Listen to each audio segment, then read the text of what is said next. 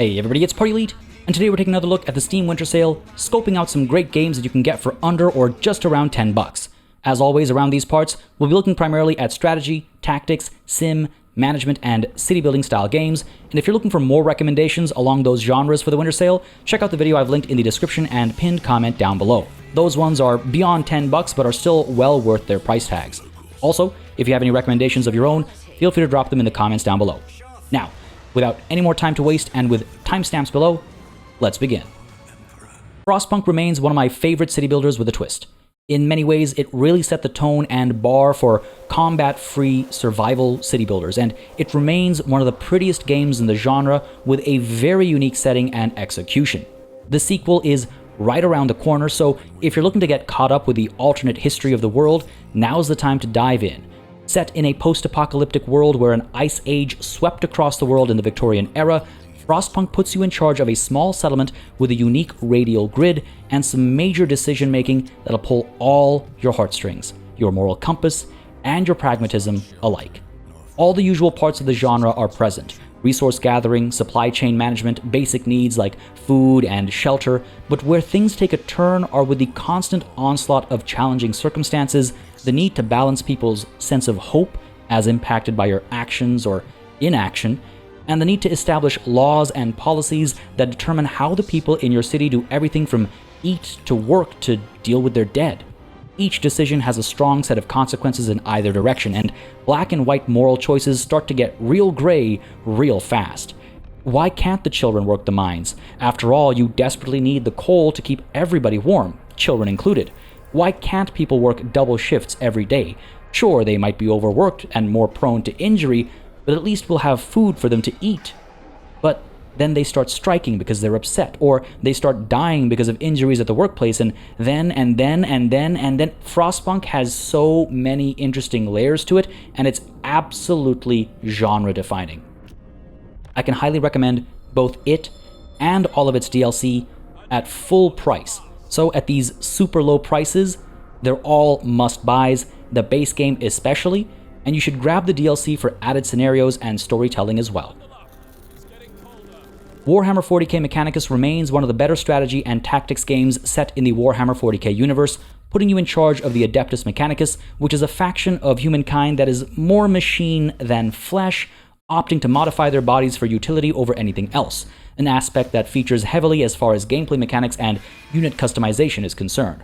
You find yourself on a planet that turns out to be a Necron tomb world, and it doesn't take long before your party finds itself going face to face with these mechanical monstrosities that are remnants of an eons-old empire. While the story is largely a draw for fans of the universe, even non-fans of the setting can find a lot to enjoy as the game's mechanics stand for themselves, and the developers never rested on the IP's laurels. You tackle multiple tombs on the world, sending your party to investigate, going room to room, engaging with oddities and anomalies, and occasionally you'll stumble across a battle that takes on a familiar format with its own twists. XCOM-style turn-based tactical combat has you managing action points, but unlike most games in the genre, every shot always hits. No longer will the dice gods determine who lives and who dies, but instead, your own tactical prowess and foresight, or lack thereof, will be the determining factor. There are a great variety of enemy types to deal with, and their mechanics are a great adaptation of the in-universe lore, while also being fun to engage with and against. On your own side, you'll see a decent variety of troop types as well, with quite a bit of customization available to you based on progression made not just by your characters, but otherwise on the strategic level too. You know, researching technology, finding various blueprints, things like that. There's also something to be said about the level of tension.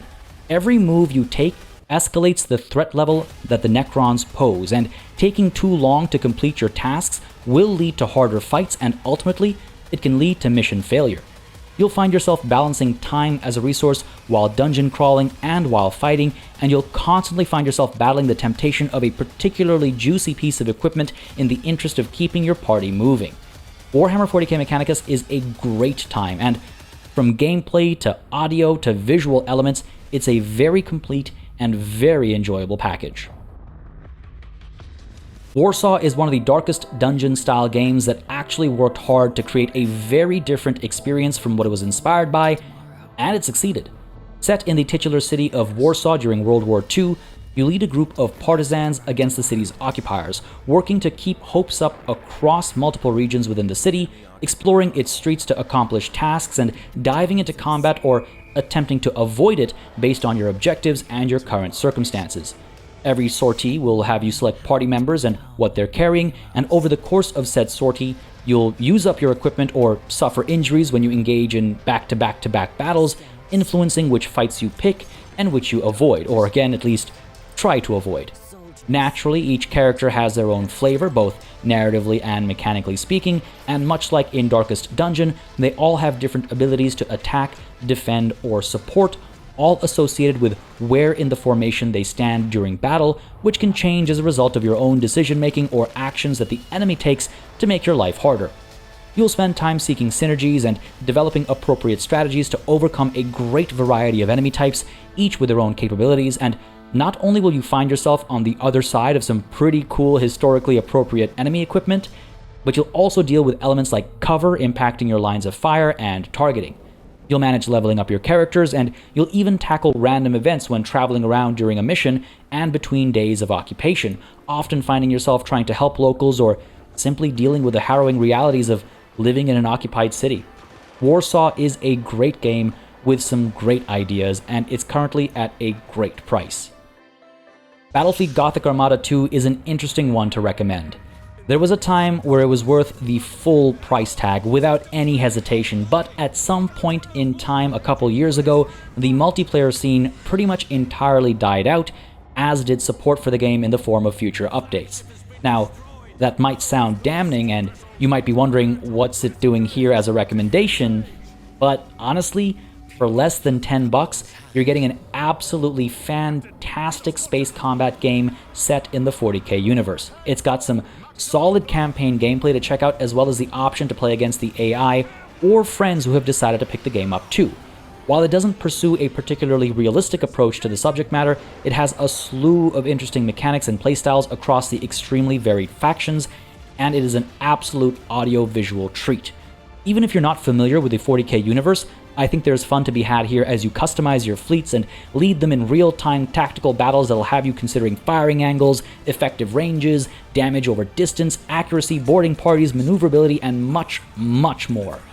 The ship combat here is legitimately excellent, and the campaign gameplay adds a solid strategic layer and narrative to take you from combat scenario to combat scenario as well. Under $10, I think this game is well worth picking up, and I'm still quite bummed that there's no longer any kind of support, because the game definitely deserves it. And like I said, it's a very interesting one to recommend given my reservations, but God, for its current price, it's absolutely solid, and if you and a couple of friends pick it up, it's a lot of fun in multiplayer especially, so I can highly recommend it with those caveats in mind. City Skylines remains the quintessential city building game, and with a new DLC having released just a couple weeks ago, I think it's safe to say it's going to keep getting updates for the near future, and it's not too late to dive in if you haven't already. The game has all the hallmarks of the genre, and while people like to talk about how a new game killed an entire franchise all too often and without merit these days, I think it's safe to say that City Skylines actually killed the SimCity series by doing everything it did better, and then doing much more besides. From zoning your residential, commercial, industrial, and office zones to planning how power, water, and waste management are handled, to establishing districts that each have their own bylaws, you'll be managing a large number of both macro and micro-level aspects. Providing for the needs of your citizens will see their plots prosper, be they residential or otherwise, and you'll spend countless hours perfecting road hierarchy, establishing bus routes, and building subway and ground-level railway systems alike. Not to mention, you'll be dealing with international travelers as well, from your seaports to your airports to your road connections. There are countless ways that people will come into your city and leave, each with their own requirements and expectations, and with DLC, each with advanced levels of customization available too. I would say that grabbing the new player bundle is a very good idea. It's just about $10, and the 3 DLCs you get with it are pretty major as far as adding new functionalities are concerned, from the interesting supply chain management of industries to the added transit types brought in with mass transit and Sunset Harbor alike. You can look at grabbing some of the other DLC, as it's almost all on sale right now, but at that point it's really a matter of what kind of flavor you're looking for, and honestly, a lot of it can wait as you explore the base game plus the few DLCs I just mentioned. alongside the plethora of mods available that introduce all manner of customization for the truly hardcore city planners out there. If you're even remotely interested in the genre, City Skylines is well worth grabbing, and if you're only just thinking about dipping your toes into it, I can highly recommend it as one of the first games you try. Wargame Red Dragon is from one of my favorite series of strategy games. You might be familiar with the developer's more recent titles, Steel Division and Warno. Warno plays more like Red Dragon than it does the Steel Division game, so if you're curious about how it plays but don't want to pick Warno up in early access, I can highly recommend Red Dragon for a taste of what you can expect, though Red Dragon is arguably a bit more challenging due to a slightly older design ethos being applied. Nonetheless, Red Dragon is an exceedingly fun game to play with a very interesting setting that opens up the option to play as quite a few factions that aren't typically given the spotlight in the genre. There are single-player campaigns. You can duke it out against the AI in massive skirmish battles featuring up to 20 players, and you can go toe-to-toe in multiplayer, an experience unlike any other, especially if you have some friends to play and coordinate strategies with. The Wargame series battles are some of the most thrilling experiences in the genre, blending a deck-building strategic layer with a real-time battle layer where you design your deck based on your playstyle, choosing what sorts of troops will be available to you when in battle, and then during battle, depending on the game mode, you'll be able to deploy with a set number of those troops based on their point cost, with reinforcements available to you as additional points get accrued over time. There's a constant back and forth of seeing what the enemy have and responding accordingly, or trying to keep your own troops hidden behind smoke, among trees, or literally just around the corner. You'll practice layering your defenses, moving squads up with supporting fire, and switching between ammo types to maximize your chance of success, and you'll learn to love the stat-heavy approach to combat where knowing, for example, the armor thickness of an enemy tank on the front versus on the side can make all the difference to how you approach a situation. It really is intense like nothing else I've ever played outside of the Wargame series and its successors, and I can highly recommend checking it out, especially for those among you who like a challenge. Prison Architect is an extremely fun colony management title where the colony you're managing is, as you may have guessed, a prison.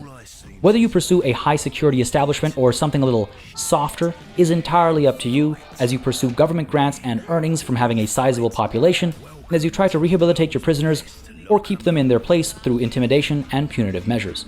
You'll design cells for multiple inmates, you'll design solitary confinement cells, you'll design mess halls and showers and morgues and infirmaries and much more besides. It's really quite impressive how much mileage the devs managed to get out of Prison Architect, even before the DLC that, yes, adds quite a bit more, but isn't entirely needed for your initial foray into the title either.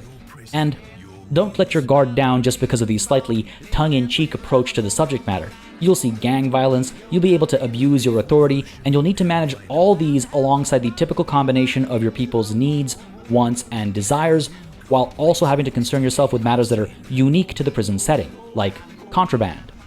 Beyond that, yes, you'll concern yourself with trying to keep the lights on and the place clean as well. A Prison Architect doesn't sacrifice any of the familiar elements of the genre for the setting, but instead builds on those expectations for something truly unique. I've had an absolute blast playing Prison Architect in the past, and I can highly recommend checking it out if you're a fan of the genre and are looking for something just a little more fresh. Phantom Doctrine is a turn-based tactical game that allows you to play as a spy agency on either side of the Cold War, as well as a third that gets unlocked after you finish the campaign once. You get to dabble in real-world historical events where details are cloudy, and the game takes liberties to fill in the blanks, and there's a lot of that going on as your team tries to unravel a great global conspiracy. You're managing a base of operations where you deal with everything from research and development to the interrogation of captured field agents. You're going to go out to the field with a handful of operatives to execute turn-based tactical missions after you've, scoped them out and gained advantages through the use of intel gathering operations beforehand. And most missions will start with your operatives completely hidden, allowing you to stealth your way through them entirely if you're clever about using disguises, concealing your weapons, and staying away from cameras and alarm triggers. You'll seek out junction boxes to shut down electricity to facilitate your sneaking, you'll use cover to hide from enemy line of sight, and despite your best efforts, sometimes you'll make a miscalculation and things will turn real hot, real fast. As you travel from destination to destination, you'll gather intel which you will then proceed to literally tie together on a corkboard to unlock progression, and at times, you'll lose agents mid-operation only to recover them later, not knowing if they've been turned or if they remain loyal to you. Similarly, Enemy agents that you capture can be released with trigger words installed in their minds, or they can be interrogated for intel, or just killed for standing against you. It's all up to you, and it all changes how your actual battlefield circumstances might play out. Though the midsection of the game can get a little repetitive at times, I found the overall experience of Phantom Doctrine to be well worth it. It embraces the espionage aspect of things in just the right ways, and the way it ties into real-world events is fun to see as you journey through the often questionable duties handed down to you. I had a lot of fun with Phantom Doctrine, and I think it's well worth checking out. Surviving Mars is a great colony management game that puts you in charge of humanity's attempt at colonizing Mars. You'll choose a mission sponsor to determine what specific advantages you might have, and then you'll choose any of the countless locations across the Red Planet to land on, with each location having variable levels of access to resources and with variable levels of dangers as well. You'll start with largely automated drones operating based on both mobile and static drone hubs that determine their range, and you'll try to establish a base of operations near vital resources as you attempt to grow your colony to eventually sustain life. Not just sustain it at a most basic level, but also provide for its needs, including entertainment, scenic views, and more. You'll set up science labs to research technology across a multitude of fields, you'll build processing facilities to turn raw materials into things like electronics, and you'll attempt to grow food on Mars while dealing with the realities of people having to work and live in domes, often needing to travel between them to get to work. The supply chain management isn't overly extensive, but it can still get quite intense in harsher circumstances, and the DLC adds quite a few more additional elements worth exploring. I'd recommend checking out the Green Planet DLC that tasks you with terraforming the planet, as that adds a large number of new considerations and technologies to explore. I would certainly say that Surviving Mars has more chill vibes than you might expect. I can't recall ever feeling true panic when playing the game, but at times that's exactly what I want out of a colony manager. A bit of an escape from reality and an opportunity to explore the unexplored.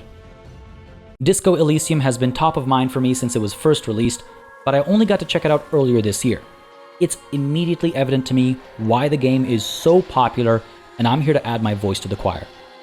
Buy Disco Elysium. It's worth the full price tag. A CRPG unlike any I've played before, I fell in love with the game within moments of starting my first playthrough. It takes a fresh, mostly non-violent approach to things, and character progression and skills are extremely unique in what options you have and how they're represented.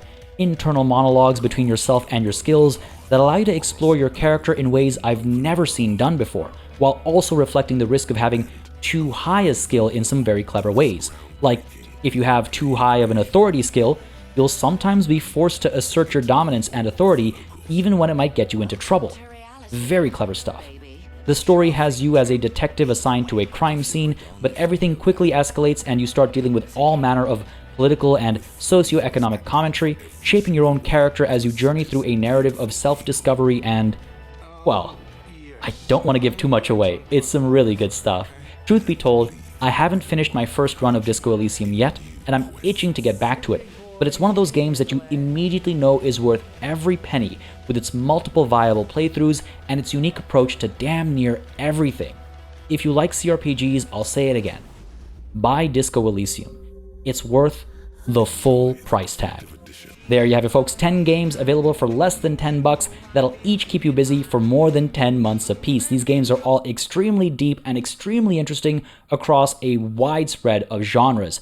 If you found something in this video that you would have otherwise missed, please don't hesitate to leave a like and a comment down below. And again, folks, the pinned comment down below will lead you to another video with some additional recommendations without the price limit. If you have any thoughts or opinions of your own you'd like to share, leave them in the comments too. And of course, as always, a massive thanks goes out to all of the channel members and patrons who've been supporting the channel on a monthly basis.